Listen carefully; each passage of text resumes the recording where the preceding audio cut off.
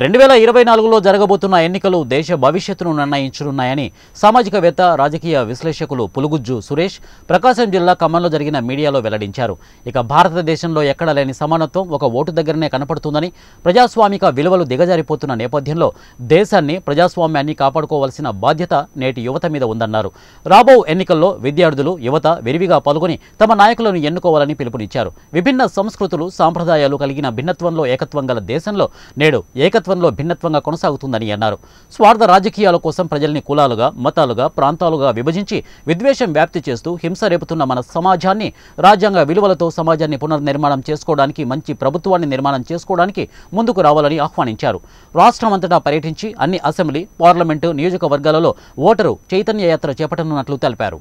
రేపేం జరుగుతుంది, 2024 ఎన్నికలు ఏం జరుగుతుందో ఖచ్చితంగా ఎంఎస్ గోల్వాల్కర్ తన పుస్తకంలో రాశాడు.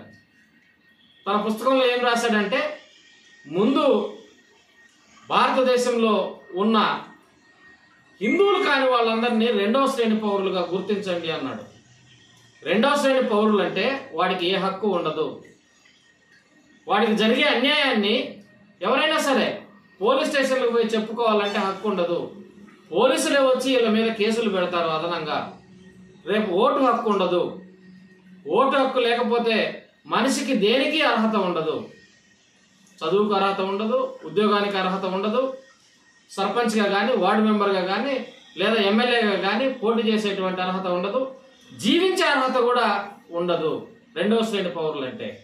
ఈ నేల మీద తన జన్మభూమిలో తను జీవించడానికి కిరాయి కట్టి జీవించాల్సిన అవసరం ఏర్పడుతుంది.